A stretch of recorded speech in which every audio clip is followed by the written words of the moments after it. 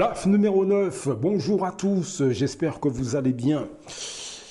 Nous avons parmi nous si vous êtes afrodescendants, Afrique ou Caraïbes, nous avons parmi nous des afrodescendants qui détestent leur négritude, détestent leur africanité. Ces personnes existent depuis plusieurs générations. Le souci, c'est que on n'a pas fait attention à ces gens. Alors que beaucoup de gens en ont déjà parlé. Hein. C'est pas nouveau. Hein. C'est pas un sujet qui est nouveau. Nous avons eu Frantz Fanon, Aimé Césaire. Nous avons eu Thomas Sankara. Nous avons eu Marcus Garvey. Nous avons eu un certain nombre de gens et même des gens qui n'étaient pas afrodescendants. Vous avez comme quelqu'un qui est Albert Memmi, qui a écrit Le portrait du colonisé. Je veux dire que beaucoup de gens ont déjà remarqué, non seulement chez nous, mais au sein des autres cultures aussi. Attention, ce que je suis en train de dire, c'est pas propre aux afrodescendants. Chez les Chinois, vous avez des gens complexés. Vous avez, d'ailleurs, il y a des Chinois qui m'ont expliqué que ils appellent ce type de Chinois des bananes, parce qu'ils sont jaunes à l'extérieur et blancs à l'intérieur. Donc c'est pas quelque chose de propre aux afrodescendants, hein, ce que je vous dis. Hein. Faut pas le prendre. C'est pas exclusif à nos cultures. Vous avez aussi chez les Indiens des gens complexés. Qui veulent se blanchir la peau, etc. Chez les Japonais, alors on n'en parle pas beaucoup, mais vous avez des Japonais et des Japonaises qui veulent se débrider les yeux, par exemple.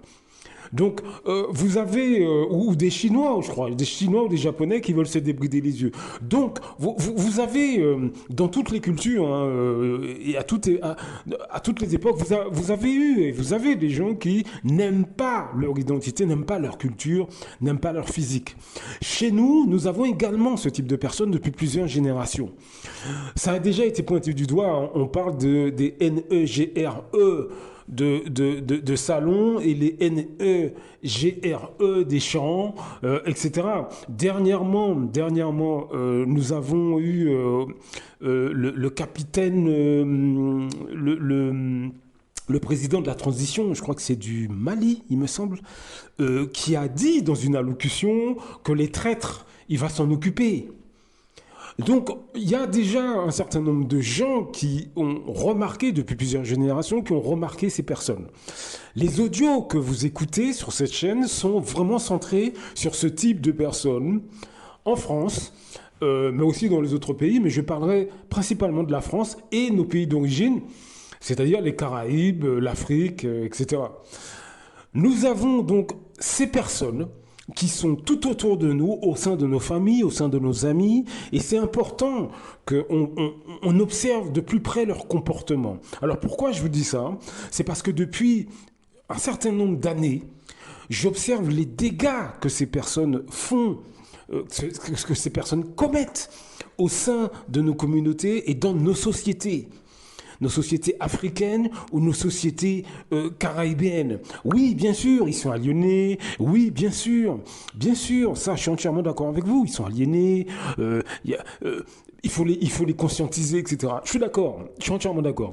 Je ne vais pas vous contredire. L'esclavage, la colonisation, bien sûr, ce sont des victimes. Nous sommes d'accord.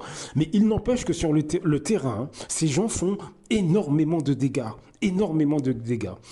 Et j'ai remarqué que l'ensemble de nos pays, l'ensemble de nos communautés, on ne mesure pas jusqu'où vont ces gens. On ne mesure pas jusqu'où vont ces gens. C'est pour ça que je fais ces audios. Alors, c'est pas pour aller se battre avec eux, c'est pas ce que je suis en train de faire. Je ne suis pas en train de vous inciter à la violence, pas du tout.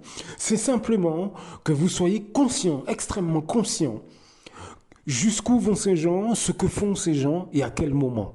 De manière à ne plus être étonné.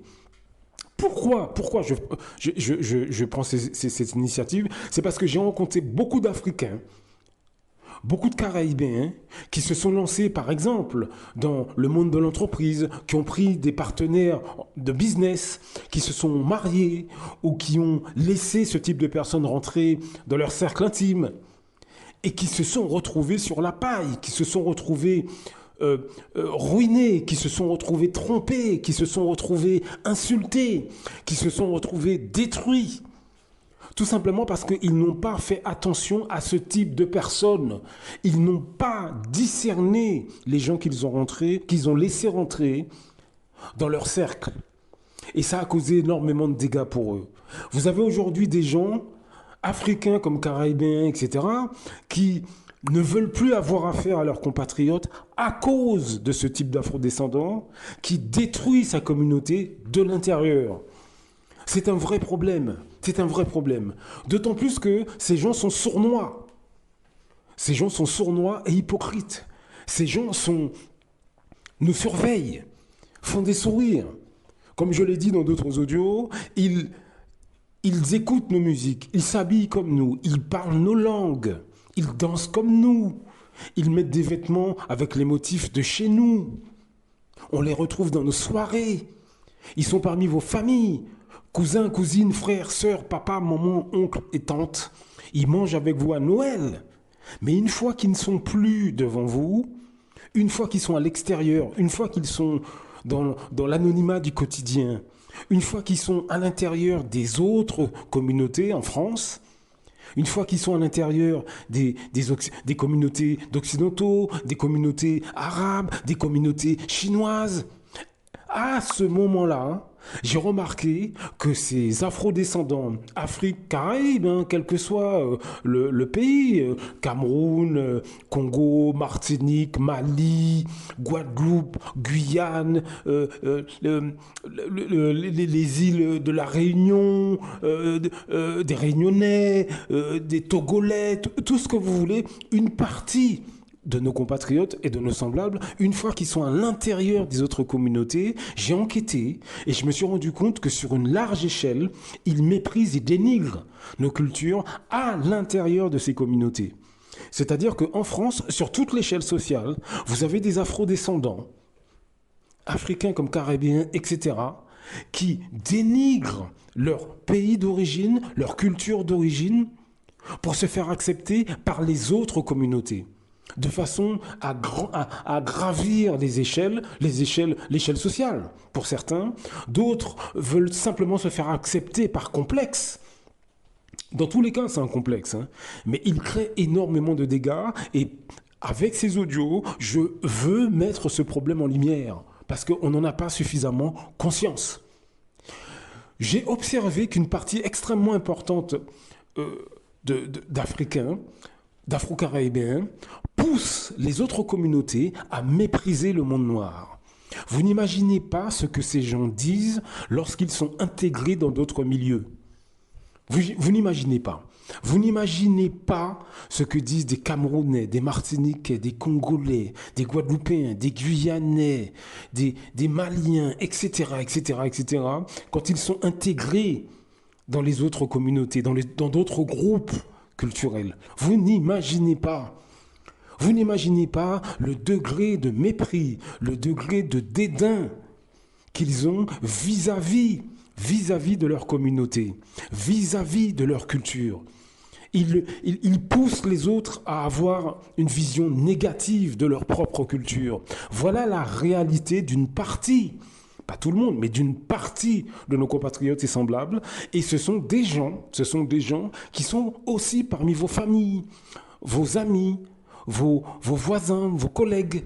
Simplement, devant vous, ils vous donnent une image neutre.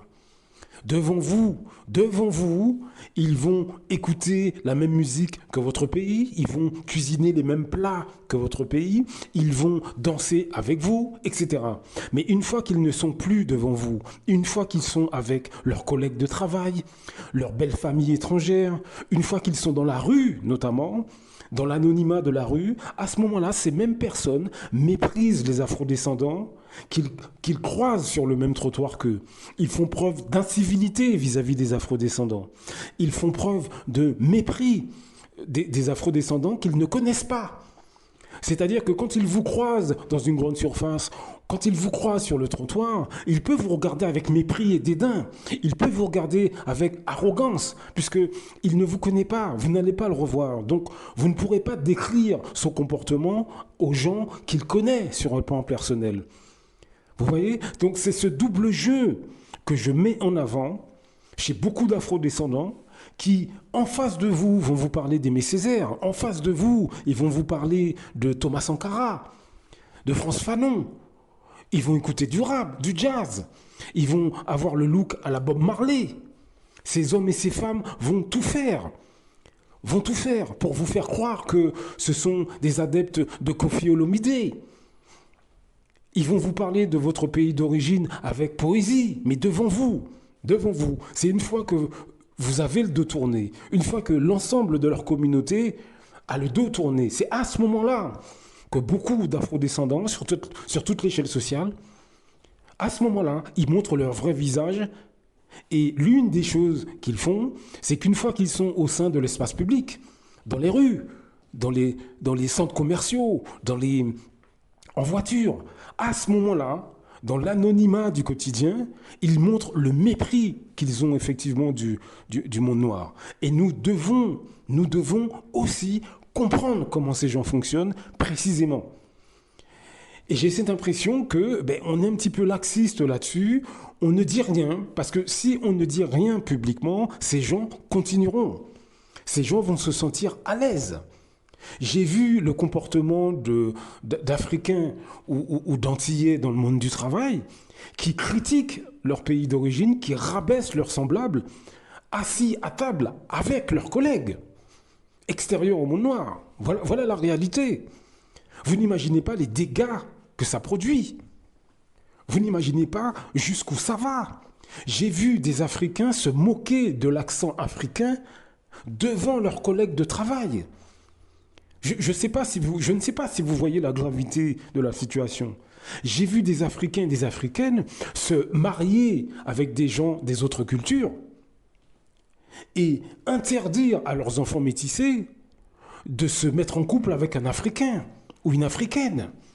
Pareil chez les Antillais. Pareil. Donc les Noirs francophones ou les Noirs français, nous avons parmi nous, pas tout le monde, mais nous avons parmi nous une catégorie importante d'afrodescendants qui causent d'énormes dégâts au sein de la société française. On ne s'en rend pas compte parce que c'est sournois, c'est hypocrite, ils sont à double visage et je pense que nous devons en parler. Je ne prêche pas la violence, c'est pas ça, c'est pas ce que je suis en train de dire, hein, mais nous devons en parler. À très bientôt. Blaf.